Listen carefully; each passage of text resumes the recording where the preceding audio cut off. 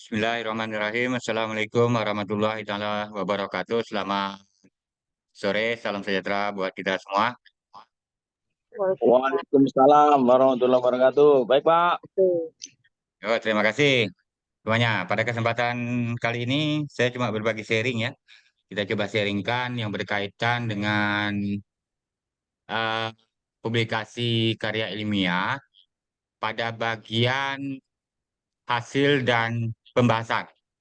Kira-kira apa yang perlu kita sampaikan atau mau kita explore pada hasil dan pembahasan.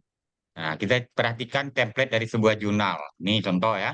Nah, ini ada template dari jurnal. Di sini ada yang namanya kan result. Result itu result and discussion. Result ini adalah hasil dan diskusi atau pembahasan. Jadi di sini kita perlu menampilkan hasil dari penelitian kita. Nah, hasil tersebut kita usahakan untuk kita deskripsikan. Nanti kita coba lihat contohnya kayak apa ya. Nah, setelah itu nanti ada bagian yang namanya diskusi, mendiskusikan hasil dari sebuah penelitian kita, seperti itu. Nah, contoh yang lain, kalau kita dalam bahasa format jurnal yang Indonesianya itu, nah ini ada, oh, mungkin saya coba sharekan, nah seperti ini. Ada kelihatan di sini hasil dan pembahasan. Nah, pada hasil dan pembahasan ini, apa yang perlu ada dalam bagian ini? Berarti di sini ada yang nama bagian hasil.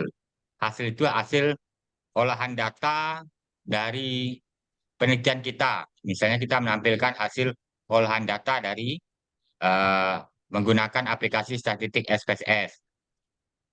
Selanjutnya itu nanti baru kita bahas hasil olahan data yang bersangkutan.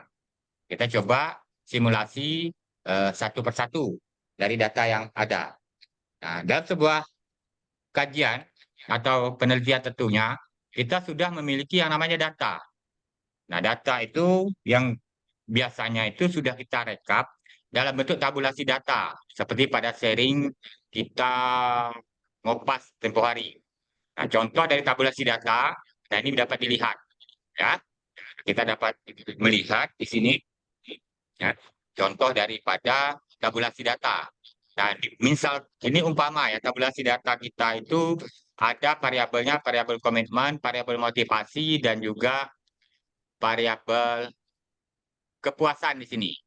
Nah, kita coba mensimulasikan bagaimana data ini dapat kita explore sumber-sumber data ini untuk dijadikan sebuah artikel karya ilmiah untuk kita publikasikan. Di samping data kuesioner variabel yang kita miliki, total variabel ini ada 3 variabel, kita ambil sampel 3 variabel saja. Kita memiliki data yang namanya profil responden. Nah, profil responden yang kita miliki itu di sini umpamanya kita memiliki tiga profil, yaitu responden dalam kajian kita misalnya berdasarkan jenis kelamin atau gender. Dengan laki-laki, perempuan, kalau laki-laki kita simbolkan dengan angka 1, 2, kita notasikan dengan angka 2, kalau dia perempuan. Kemudian ada status ini status perkawinan, yaitu single dan berumah tangga misalnya. Kalau single kita kasih notasi 1, berumah tangga kita kasih notasi 2. Kemudian data tingkat pendidikan.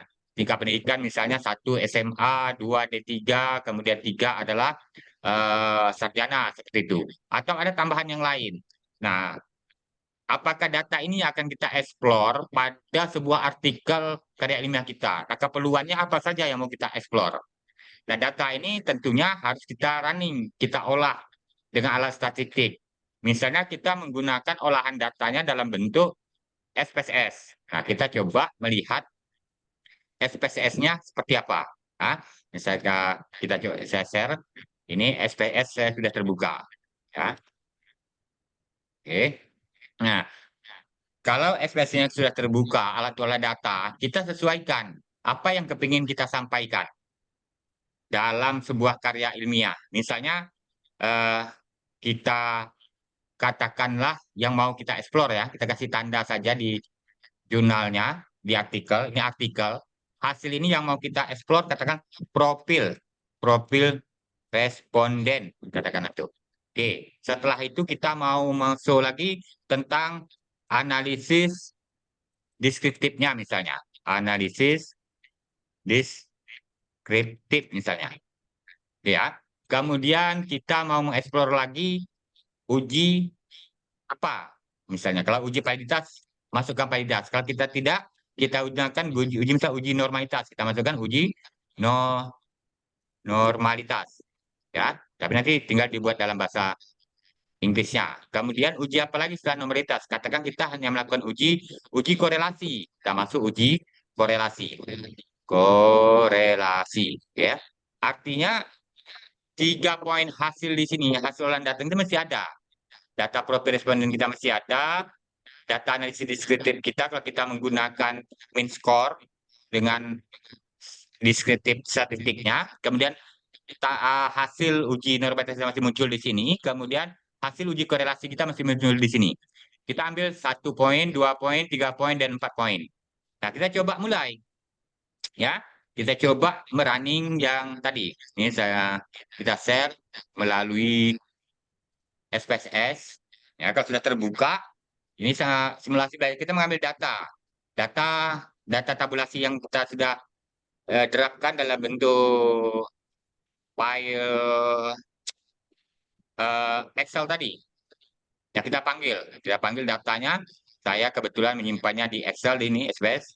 Ini dirubah dalam bentuk Excel sehingga dia muncul data. Nah, di sini katakanlah data tabulasi manajemen. Klik OK. Ketika klik OK, di sini data yang lain tidak ada. Kita langsung klik OK. Nah, ketika kita klik OK, terserah ya, dia akan tampil seperti ini dalam bentuk lembar kerja SPS kita. Nah, kita dapat mengecek yang ada itu ada gender, status, tingkat pendidikan. Ya, kita cek lagi di data view dengan variabel datanya. Nah, ini dapat kita berikan label. Ya, berikan label atau nilai. Contoh untuk gender. Ya, kalau kita perlu mendeskripsikan nilai dari gender. Tadi kita notasikan satu katakanlah perempuan. Oke. Nah, atau laki-laki ya. Satu laki-laki. Laki, laki. Kita add. Kemudian 2 perempuan misalnya. Kita add. Itu untuk mendeskripsikan nanti profil responden kita itu dari 30 responden itu berapa laki-laki, berapa perempuan itu dapat langsung dari sini. Klik OK. Kemudian kita masuk pada status. Ya, status misalnya tadi satu single misalnya ya. Satu single tinggal kalau 2 berarti berkeluarga katakanlah disesuaikan dengan data kita ya. Nah, kita klik OK. Berarti sudah selesai. Tingkat pendidikan kita masukkan 1 SMA misalnya. 2 kita asumsikan adalah D1 atau diploma.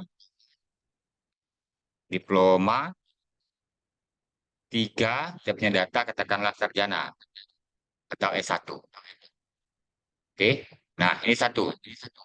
Kalau kita mau mendeskripsikan ini karena kadang-kadang keterbatasannya ya. Untuk yang lain nanti kalau mau kita perlu tambahan makanya disesuaikan dengan keperluan. Tapi karena kita perlu ini saja, ya udah berarti sudah selesai. Ya, tugas kita sudah selesai, kita membuat analisis. Nah, klik di analisis, di situ ada deskriptif, di situ ada frekuensi. Nah, frekuensi tadi yang kita mau lihat adalah gender. Nah, ini satu gender kita masukkan ke variabel, status masukkan ke variabel, tingkat pendidikan masukkan ke bagian variabel.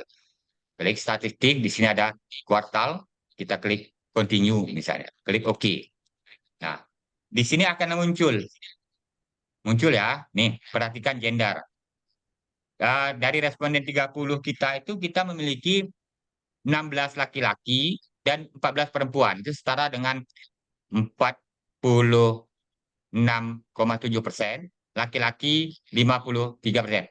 Nah, ini yang kita mau masukkan ke paper kita tadi. Nah, ini dapat kita klik hasilnya. Contoh, ini kita klik. Boleh kita klik kanan, kemudian ada copy. Kita langsung paste ke jurnal kita tadi. Contoh, kita buka ya file jurnal Galo. Kita masuk di sini, profil kita ada gender. Ini mendeskripsikan gender, karena ini akan kita berikan penjelasan. Ini baru hasil. Nah, kita masuk lagi, share ke data ini ya. Share. Nah, oke. Nah, kita pindahkan hasil status. Nah, begitu juga dengan hasil tingkat pendidikan nantinya. Ya, ini kita klik. Kliknya mesti klik berwarna begini, kemudian klik kanan, copy. Kita pindahkan ke derap dari jurnal kita tadi. Nah, di sini kita Ctrl F atau kita paste. Nah, dia sudah muncul nih, berarti dua status. Begitu juga kita lakukan dengan eh, data tingkat pendidikan tadi. Ya, tingkat pendidikan, kemudian kita dapat copy paste di sini. Ini sudah selesai. Ini namanya hasil.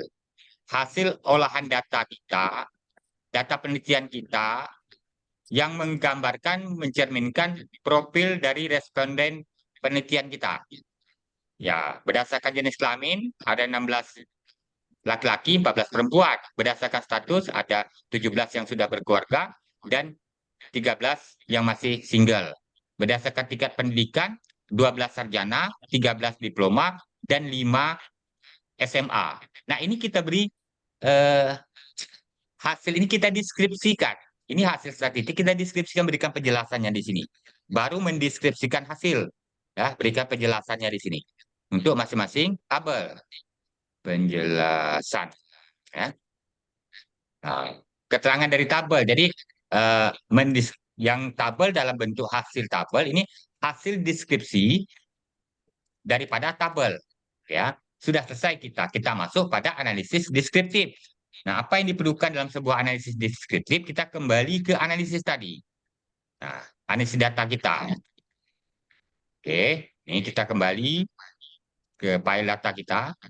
Nah, ini yang tadi keperluan kita, ini sudah data profil, kemudian keperluan kita untuk deskriptif, katakanlah dengan menggunakan min score.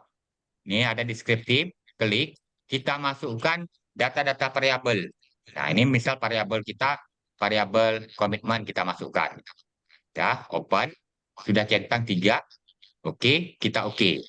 Nah, ini data deskriptif. Yang kemarin, kalau min skornya 4 ini berada pada keterangan kategori tinggi, rendah, atau sedang. Nah, ini ditambah kolom keterangan. Ini satu contoh untuk deskriptif. Kemudian kita punya 3 variabel. Ini baru variabel komitmen. Kita masuk lagi pada melihat daripada variabel motivasi. Variabel motivasi kita itu item pertanyaannya itu ada, bentar ya, 1, 2, 3, 4, 5, 6. Ada 6. Kita cek lagi. Oke. Kemudian variabel kita yang ketiga yaitu kepuasan. Kepuasan dari JS1 sampai JS5. Oke. Sudah, kita klik OK. Nah, ketiga-tiga hasil dari deskriptif, komitmen, item komitmen, dan juga item daripada motivasi, dan juga item daripada ini, kita masukkan atau kita pindahkan ke draft tadi, deskriptif. Dengan cara yang sama, kita klik kanan, copy, kemudian kita paste pada draft jurnal kita, analisis deskriptif, tapi di sini adalah untuk komitmen. Ya, kita lakukan hal yang sama untuk hasil deskriptif yang lain, yaitu motivasi. Kita masukkan di sini, ya. Eh, kita masukkan lagi hasil daripada, maaf, ini ya. Oke. Nah, ini adalah hasil daripada motivasi. Kita masukkan lagi dengan hal yang sama, yaitu hasil daripada kepuasan. Ya, nah, ini hasil daripada kepuasan. Nah, masing-masing daripada tabel, ya, tabel.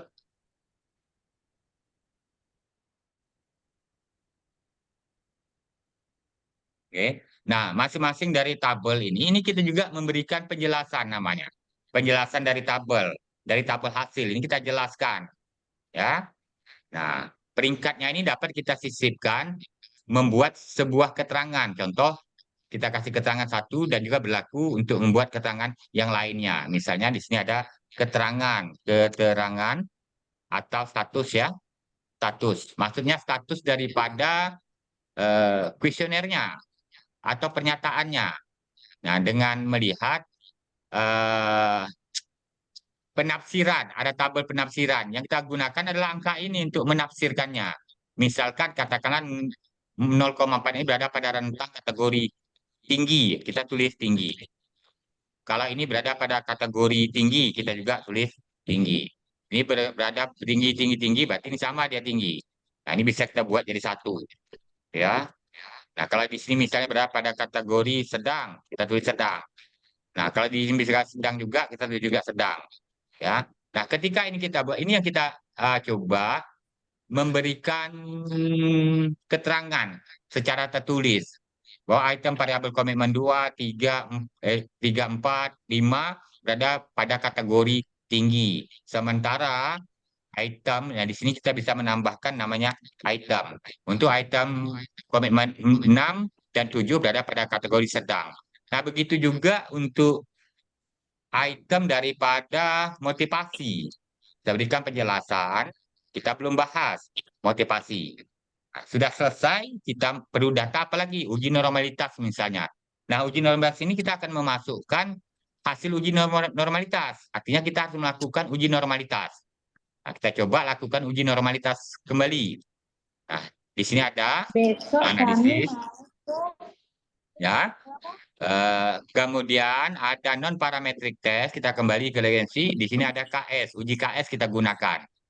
Nah, tes variabel di sini kita masukkan total dari masing-masing variabel. Ini total dari variabel komitmen, total dari variabel motivasi, total dari variabel job satisfaction. Kemudian di sini centang normatif, kita klik OK. Nah, yang ini adalah hasil daripada uji normalitas data. Data dikatakan normal apabila nilai sig-nya ini, nilai ini itu lebih besar dari 5%, artinya lebih besar dari 0,05. Nah, 0,2 lebih besar dari 0,05. 0,2 lebih besar dari 0,05. 0,09 lebih besar dari 0,05. Artinya, distribusi data untuk variabel komitmen, motivasi, dan job satisfaction daripada responden kita itu berdistribusi normal. Hasil ini itu kita copy paste, kita pindahkan ke draft lagi. Ya, kita copy. Saya bukakan draft. Nah, masukkan di sini. Ya. Nah, kita juga mendeskripsikan hasil penjelasan dari uji normalitas bahwa menunjukkan distribusi data dari para penelitian kita, responden penelitian kita itu berdistribusi normal, itu dilihat dari angka ini. Ya, nilai sig-nya. Nah, kita berikan keterangan di sini. Last terakhir, ini baru bicara masalah hasil. Last terakhir kita perlu data uji korelasi. Korelasi ini artinya correlation. Ya, uji correlation. Nah, kita coba lakukan uji correlation. Tapi kalau kita sudah tahu, kita dapat melakukan uji secara keseluruhan dulu, baru kita pindahkan. Nah, kali ini kita salah satu. Oke, kita klik analisis. Di sini ada namanya, pilih nih. Ada yang correlate. Correlate ini hubungan, korelasi. Nah, di sini ada bipartite, ada parsial. Kalau kita klik parsial, di sini ada namanya variabel. Jadi semua variabel kita masukkan di sini. Ya, kalau kita menggunakan kontrol, kita coba uji korelasi bipartite. Nah, di sini semua variabel. Kalau tadi kita menggunakan variabel kontrol, ini semua variabel kita masukkan. Mau melihat hubungan antar variabel, hubungan antara komitmen dengan kepuasan, hubungan antara komitmen dengan motivasi, hubungan motivasi dengan kepuasan seperti apa. Nah, di sini ada yang namanya persen. Persen ini digunakan untuk data yang berdistribusi normal. Kandal dan Superman, ketika datanya tidak berdistribusi normal, kita gunakan korelasi ini. Ya, kita klik option. Kalau ada pilihan lain, silakan. Kalau tidak, kita next saja, continue. Kita klik. Nah, inilah hasil dari uji korelasi kita. Nah, hasil uji korelasi ini bagaimana cara membaca ini baru hasil. Nah, korelasi percent correlation Ini komitmen, ini angka 1. Nah, nilainya ini di angka ini. Ini menunjukkan hubungan komitmen dengan motivasi. Hubungannya 0,85. Kalau dikalikan 100 setara dengan 80,5%. Biasanya tanda bintang ini menunjukkan dia lebih kecil dari 5%. Arti tanda signifikan biasanya. Di sini ada keterangannya. Dua tanda bintangnya correlation, hubungan yang signifikan nih. Ya, berada pada level 0,01. Yang di sini juga menunjukkan hubungan komitmen dengan kepuasan sebesar 0,74 atau setara dengan 74,4%. Oke ya. Di sini sama menunjukkan motivasi juga. Jadi kita tinggal boleh memodif atau kita masukkan langsung. Ya, kalau kita mau melihat di sini di tabel yang pertama ini menunjukkan hubungan komitmen dengan motivasi, komitmen dengan kepuasan. Motivasi dan kepuasan tidak tampak di sini. Di mana kita dapat melihatnya? Itu di antara dua ini. Kalau kita melihat motivasi terhadap kepuasan, oh berarti di sini. Kalau kita punya tiga, berarti hubungan komitmen dengan motivasi 0,8, hubungan komitmen dengan kepuasan 0,74, hubungan motivasi dengan kepuasan 0,79. Ya. Nah, data ini yang kita juga pindahkan ke dalam bentuk terap namanya. Terap artikel kita tadi masuk pada korelasi hubungan, ya. Nah, hubungan ini juga kita memberikan yang namanya penjelasan. Kita kasih penjelasan, tapi penjelasan kita hanya berkaitan menjelaskan hubungan. Nah, kalau kita lihat dari tabel, kasih nomor tabelnya itu, bahwa hubungan komitmen dengan motivasi itu berhubungan. Besaran hubungannya itu sekitar 0,8. Ya, kalau jadikan persen, 80,5%. Nilai signifikannya itu dapat dilihat dari nilai sig ini. Nah, nilai sig ini untuk melihat nilai signifikannya atau tanda bintangnya. Nah, nilai sig ini biasanya masih lebih kecil dari 5%. Dia dikatakan signifikan. Ya. Nah, sebentar. Nah, ini untuk melihat nilai sig-nya. Ini adalah kalau kita mau pakai untuk melihat nilai hubungan, besaran hubungannya. Kemudian kalau kita pakai yang dua ini, sudah mewakili di sini, berarti tabel yang ini kan tidak perlu kita pakai, karena sudah menjelaskan semuanya. Yang tiga ini. Nah, ini kan bisa kita atur, kita siasati, karena angka 744 ini sudah ada di sini. Ini juga sudah ada mewakili di sini. Jadi ini akan cek plagiasinya, nanti akan terkendala juga. Kita cukup yang seperti ini. Kita hanya menjelaskan pertama besaran hubungannya. Hubungannya itu positif apa negatif? Oh, angkanya positif. Hubungan komitmen dengan motivasi memiliki hubungan yang positif. Signifikan tidak? Ya, signifikan. Besarnya hubungan berapa? Ini. Ya, besar hubungan sebesar 0,805. Kalau dikalikan dengan 100, dia akan menjadi besar hubungannya itu sekitar 80,5%. Sementara komitmen dengan job satisfaction 74%. Motivasi dengan kepuasan itu 79%. Ya.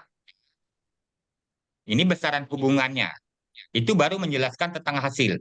Belum kita masuk pada tahap yang kedua, yaitu membuat pembahasan dari hasil penelitian ini. Nah, pembahasan itu akan kita bahas. Kalau kita bicara tentang korelasi, kita akan memberikan skop pada korelasi. Nah, hubungan tadi, hubungan yang signifikan sebesar 0,8 ini, kita kaitkan dengan teori di sini. Ya, kita kaitkan pertama kita bahas dengan kaitannya dengan teori. Ya, teori bisa kita kaitkan dengan penelitian terdahulu. Nah, penelitian terdahulu. Nah, ini kita kaitkan. Nah, di sini kita akan membahas tentang hubungan komitmen. Saya pakai bahasa Indonesia saja ya. Komitmen dan motivasi misalnya, atau dengan motivasi. Motivasi. Tadi kita sudah melihat hubungannya apa di sini? Tandanya hubungannya positif. Positif signifikan apa tidak? Signifikan. Signifikan. Besaran hubungan sebesar 0,805 atau setara dengan 80,5%.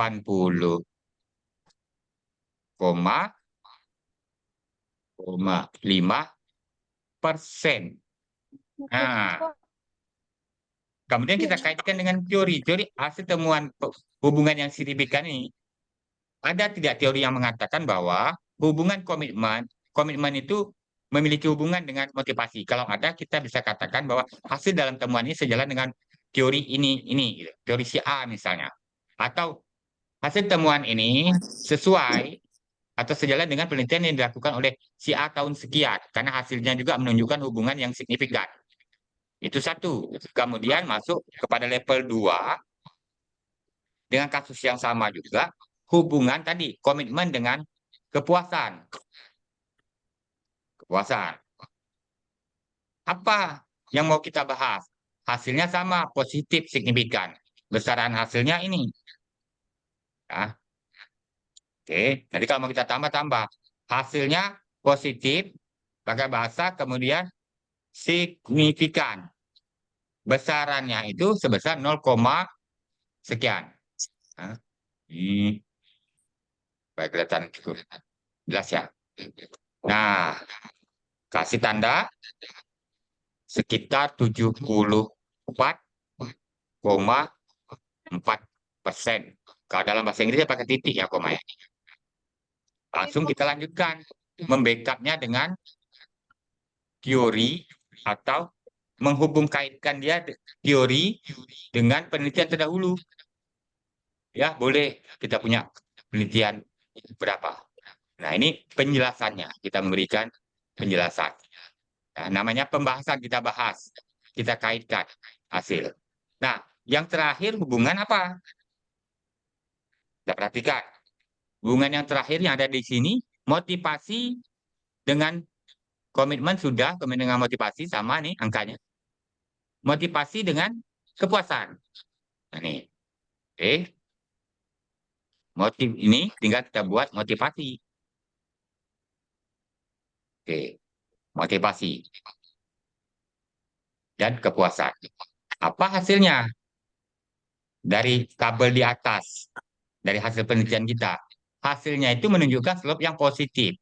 Positif berbeda dengan negatif. Negatif berlawanan arah. Signifikan apa tidak? Signifikan, kita katakan di keterangan signifikan. Seberapa besar hubungannya? Nih, besaran hubungannya. Ya, 0, sekian. Itu setara dengan 79,5%. Ya. Nah, kita kaitkan dengan teori dan penelitian terdahulu. Ya.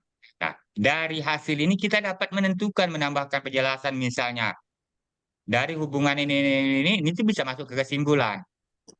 Yang paling dominan memiliki hubungan yang cukup kuat itu apa? Nah, tentu di sini ada 88% itu yang memiliki hubungan yang dominan pertama. Kedua yang ini itu bisa dieksplor. Kalau kita cukup sampai penelitiannya di sini, sudah kita bahas, berarti pembahasan kita telah selesai. Tinggal kita membuat, sudah pembahasan, di akhirnya itu kita membuat kesimpulan. Nah, kesimpulan itu berisi rangkuman singkat atas hasil penelitian dan pembahasan. Nah, hasil penelitian kita, pembahasan kita apa? Kita hanya menyimpulkan, membuat kesimpulan bahwa terdapat hubungan antara komitmen dengan motivasi. Kemudian begitu, kalau dia semua, berarti masing-masing variabel itu memiliki hubungan yang positif dan signifikan. Itu kesimpulan. Sederhana walaupun cuma satu baris. Karena kalau kecuali hasilnya berbeda, ya, tidak perlu dalam besaran. Tapi kalau kita mau menambahkan, misalnya ini kan ada levelnya. Misalnya kalau hubungan 80,5% ini apakah berada hubungan sangat kuat, rendah, atau lemah, ini ada. Kalau kita mau tambah, ya silakan tambah nanti di kesimpulan. Bahwa hubungan, komitmen, dan motivasi memiliki hubungan ya positif dan signifikan. Hubungan tersebut dapat dikategorikan dalam kategori peringkat hubungan yang kuat. Di sini kita tambah. Nah, ini hanya masalah kesimpulan, ya. Nah, kemudian karena ini kebetulan data kesimpulan hubungan nih, 3 variabel ini semuanya memiliki hubungan positif. Kalau ada hubungan negatif, berarti kan kesimpulannya ada yang positif, ada yang negatif. Kan gitu. Kalau ini positif, kita bisa membuat overall. Hubungan antara masing-masing variabel itu memiliki hubungan yang positif signifikan. Itu kesimpulan. Nah, sudah buat kesimpulan, kita menyarankan apa yang perlu kita sarankan. Nah, contoh di sini berdasarkan temuan penelitian yang terlibat, saran dapat mengacu pada tingkat praktisi atau pengembangan teori baru atau penelitian lanjutan. Nanti kita memberi saran untuk penelitian lanjutan yang akan datang, misalnya apa yang kita harapkan. Oh, kita tidak melakukan yang namanya uji regresi. Kita harapkan dia akan melakukan uji regresi. Kita tidak melakukan uji apa? Contohnya itu tadi itu kita kan uji korelasi. Contoh lagi satu, misalnya sampel data kita cuma 30, mungkin kita akan menambah data sampel yang yang lebih besar seperti itu. Kemudian untuk melakukan penelitian lanjutan dengan menggunakan variabel yang tidak diteliti dalam penelitian ini, atau selain dari penelitian ini, selain dari variabel komitmen, motivasi, dan kepuasan. Contoh variabel apa yang belum diteliti? Kinerja. Kita dapat memberikan saran untuk memasukkan variabel kinerja di penelitian lanjutan berikutnya. Selesai kita pada saran. Setelah saran, kita membuat ucapan terima kasih. Nah, ucapan terima kasih ini hanya berisi ucapan terima kasih kepada lembaga pemberi, misalnya kepada kampus atau kepada siapa yang membantu, dosen-dosen dan lain sebagainya yang memiliki kontribusi penyelesaian jurnal kita. Kemudian memberikan juga ucapan terima kasih kepada penerbit. Misalnya kita mau terbitkannya di jurnal, di publikasi terbitan jurnal si A, kita juga memberikan ucapan terima kasih kepada jurnal yang telah menerbitkan artikel ini. Di sini, ya. Setelah di sini kita baru masuk pada daftar pustaka. Nah, daftar pustaka ini kita menggunakan yang namanya Mendeley, ya, biasanya menggunakan sistem apa. Nah, ini akan ada pembahasan tersendiri yang berkaitan dengan penggunaan Mendeley, ya, karena ada softwarenya, aplikasinya. Paling tidak pada waktu konteks pembahasan ini kita sudah selesai tuntas, ya, sudah selesai tuntas, berarti sudah jadi jurnal kita. Nah, kalau misalnya kita mau nambah lagi, halamannya terlalu sedikit, ya apa yang bisa kita tambah di sini? Deskripsi, analisis apa yang bisa kita tambah? Oh, saya sebelum analisis ini saya mau tambah uji validitas dan reliabilitas misalnya. Nah, ya. Nah, ini bisa kita olah datanya. Nah, caranya kita kembali ke ini, kita lakukan uji validitas. Ya, uji validitas dengan menggunakan skala. Di sini ada reliability analysis. Nah, cuma semua variabel ini kita masukkan. Ini untuk uji validitas, masih untuk item komitmen, ya. Nih, tuh, tek. Nah, ini centang 3, continue. Nah, data untuk uji reliabilitas ini. Kalau kita mau masukkan, silakan kita masukkan. Untuk uji validitas, menggunakan data yang ini. Kalau kita tidak, kita hanya menggunakan data yang tadi. Ya, nah, data yang tadi itu kita hanya membuat deskripsikan hanya seperti ini. Artinya jurnal kita itu sudah selesai, ya, sudah jadi. Nah, kalau sudah jadi dengan deskripsi dan lain sebagainya, dari awal kita sudah bahas, ya, termasuk metodologi yang kita bahas. Nah, di sini kan ada metodologi penelitian, ya. Nah, kita dapat melakukan yang namanya Turnitin, ya. Kita dapat melakukan uji Turnitin untuk melihat tingkat similarity, ya, similarity daripada artikel yang kita buat, hasil penelitian kita begitu, kesamaannya, Jadi akan ketahuan kalau kita misalnya copy paste dari artikel orang dan lain sebagainya, tingkatnya itu minimal disesuaikan dengan standar masing-masing penerbit. Kalau standar penerbit misalnya di bawah 30%, ya similarity-nya mesti di bawah 30%. Kalau misal katakanlah 50 apa 20% harus di bawah 20%. Nah, hasil dari similarity itu dapat dilihat dari mana? Nah, ini saya coba share kalau datanya ada di sini. Ya, supaya dapat gambaran ini hasil apa kira-kira hasil Turnitinnya itu yang seperti apa ya. Ini saya share Turnitin, hasil dari Turnitin dosen kita nih. Laporan hasil Turnitin. Contoh dari hasil Turnitin. Nah ini ada ya. Nah, contoh aja lah ya. Ini tak tahu jurnal.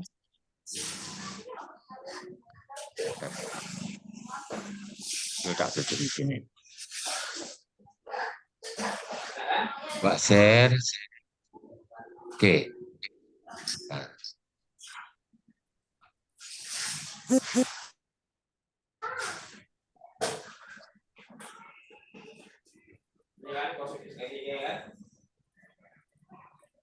Nah, ini udah tampak ya. Operasional ini ada Turnitin itu dapat kita lihat dari hasil pas terakhirnya. Nah, saya dicek-cek yang merah ini kenapa? Nah, kita akan tampak nih. Oke. Kalau dia sudah memenuhi sesuai ketentuan, nah dia hasil ini. Nah, ini kan Turnitinnya tinggi. Kalau misalnya standar similarity index-nya mesti di bawah 30%, ini harus diperbaiki lagi. Yang mana yang perlu kita perbaiki? Kita lihat yang warna merah yang paling tinggi. Karena yang paling tinggi di sini adalah 41% itu dari jurnal ini. Nah, berarti yang harus kita perbaiki kalimat dari kata-katanya itu dan sebagainya itu yang warna merah. Warna itu kalau kita kembalikan ke atas, kita cari warna merah.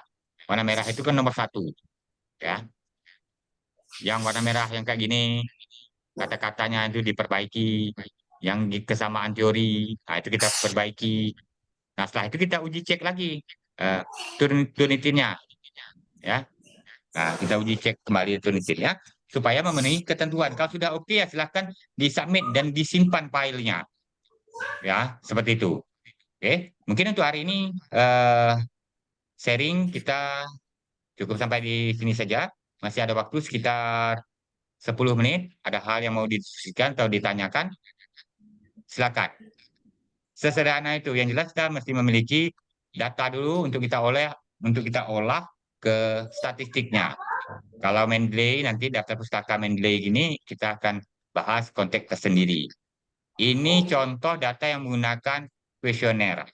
Nanti begitu juga kalau kita menggunakan data akuntansi tidak ada uji validitas ini, dia tidak ada.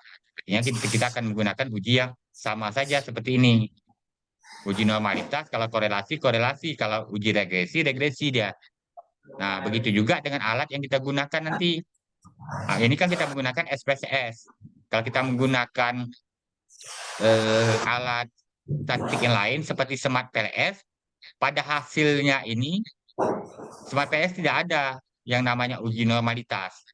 Nah, dia ada namanya uji inner dan outer model. Berarti dua. Nah, hasilnya yang kita sampaikan di sini. Begitu juga ketika kita menggunakan alat yang lain, misalnya kita menggunakan SEM Amos. SEM Amos itu yang perlu datanya ada data uji normalitas dan juga data uji pengaruhnya. Ya, pengaruh langsung maupun tidak langsung itu dimasukkan di sini. Ya. Nah, validitasnya kalau mau dimasukkan ini kita spesiali untuk SPS saja. Ini gambaran sederhana. Yang jelas kita punya tabulasi data seperti tadi, kita punya Excel, punya tabulasi data dan keperluannya lengkap. Ya udah kita tinggal running dan kita buat sesuai keperluan apa yang mau kita sampaikan dari hasil penelitian kita di sebuah lembar kerja artikel karya ilmiah kita.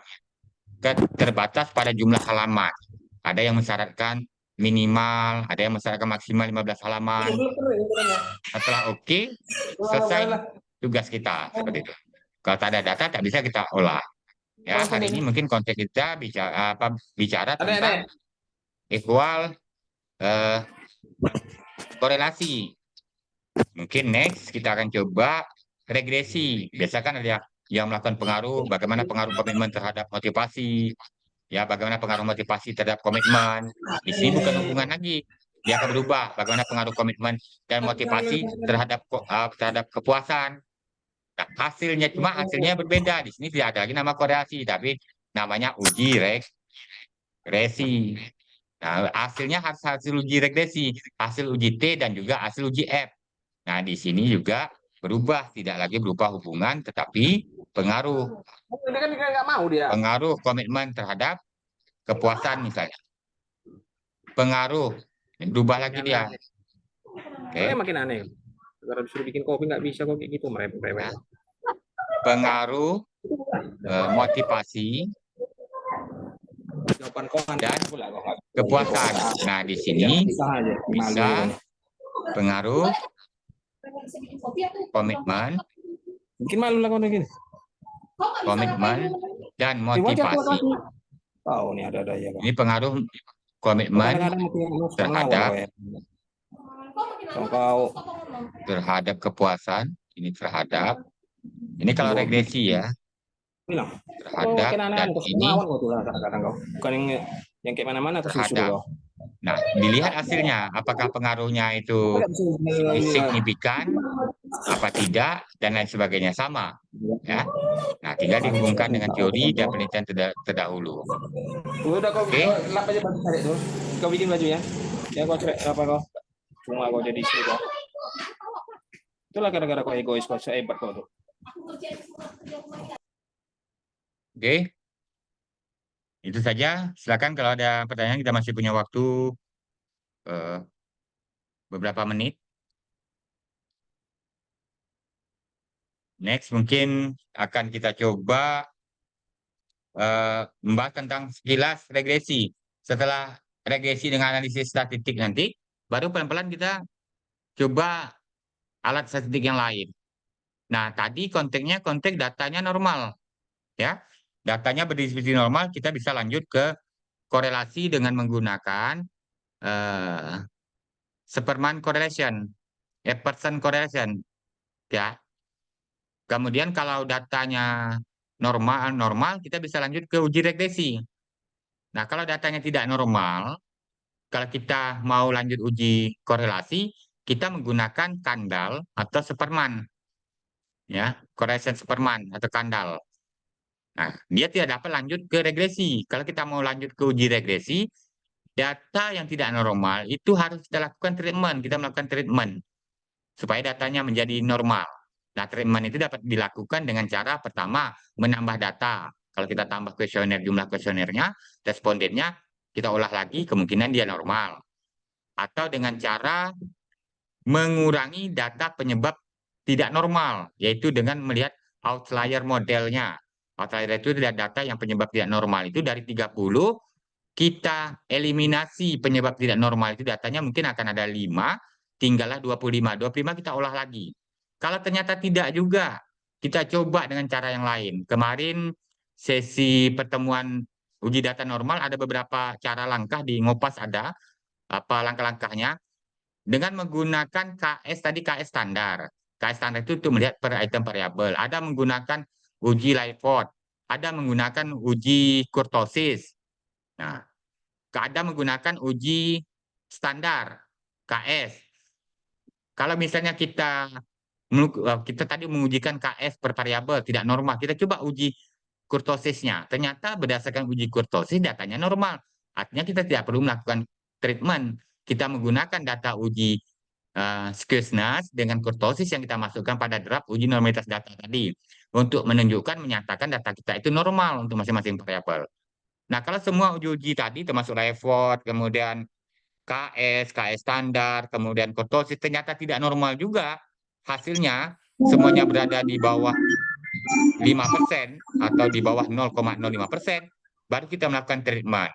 Nah, treatment itu dapat dilakukan dengan tadi, menambah data jika memungkinkan, atau melakukan uji outlier model, data penyebab tidak normal. dari 30 data ternyata yang penyebab tidak normal ada 20. Berarti data kita kan tinggal 10 aja yang bisa kita olah. Oke. Atau dengan cara merubah data dalam bentuk MSI. MSI itu adalah dalam bentuk data interval, ya, method successive interval namanya. Jadi skala Likert kita yang 1, 2, 3, 4, 5 itu kita rubah dulu ke bentuk data interval. Dan itu ada aplikasinya untuk merubah data itu dalam bentuk interval. Setelah dirubah, baru kita lakukan uji normalitas datanya.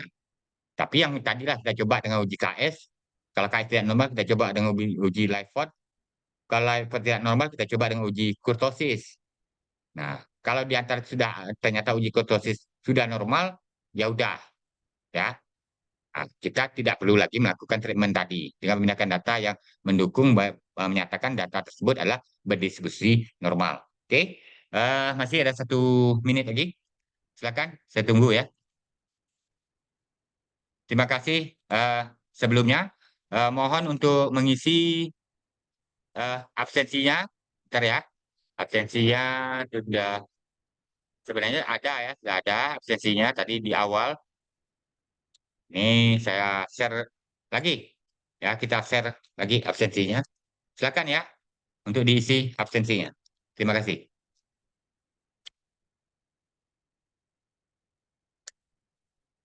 Jika ada tambahan dari yang lain, sumber yang lain, silakan. Ada Pak Daris, Kerja Mati, dan juga mungkin siapa lagi ya? Saya cek, saya lihat dulu. Ada Pak Daris, kemudian ada Pak Ade. Ya. Nah, silakan. Kalau tidak ada, mungkin kita akan tunggu lagi pada lain kali lain waktu gitu. Kita memang sudah ada waktu yang luang. Juga apa yang kita sharingkan hari ini, berbagi hari ini, belum itu ada manfaat berfaedah bagi kita. Nanti kita dapat membuat apa? Membuat perbandingan sendiri. Saya ini akan melakukan penelitian untuk hanya membuat artikel ilmiah saja, atau harus membuat skripsi, tugas akhir, dan lain sebagainya. Ya, nah, untuk yang jelas ada artikelnya dulu, udah punya data.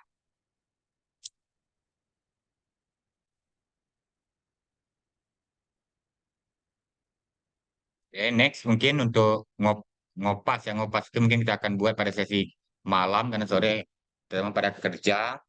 Ada luang waktu, nanti ada spesial hari juga yang akan kita agendakan untuk khusus. Misal hari ini kita akan khusus membahas tentang SPS ya. Besok kita akan bahas cara mengolah data dengan menggunakan Smart PLS, Smart PS ya, sampai S3 atau Smart PS4. Nah, ada hari tertentu kita akan menggunakan Amos, ya Amos saja, baik itu SEM Amos maupun part analisis jalur pada Amos gitu.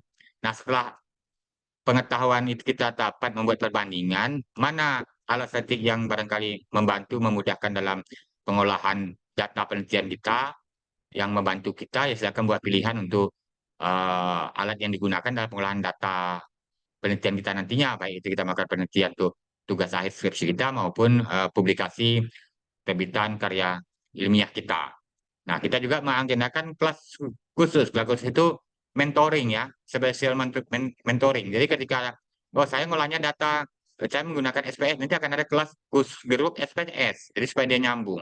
Yang nanti berminat ke Smart PLS akan dimentor khusus untuk olah data dengan Smart PLS. Kemudian yang berminat untuk menggunakan AMOS, Structure Equation Model AMOS, dia akan ada di grup khusus tentang Amos. Nanti akan mentor. Insya Allah akan ada waktu saya untuk melakukan mentoring dan pendampingan. Apalagi nanti kalau datanya sudah ada. Sama-sama berarti dengan menggunakan simulasi data masing-masing. Yang paling utama, selain kita punya data, kemudian juga kita pastikan sudah memiliki aplikasinya. Punya aplikasi software SPSS-nya. Kalau kita menggunakan SPS, kalau kita menggunakan Smart PLS, kita sudah punya aplikasi Smart PLS-nya. Apakah itu Smart PLS 3, ataupun yang terbaru, Smart PLS 4.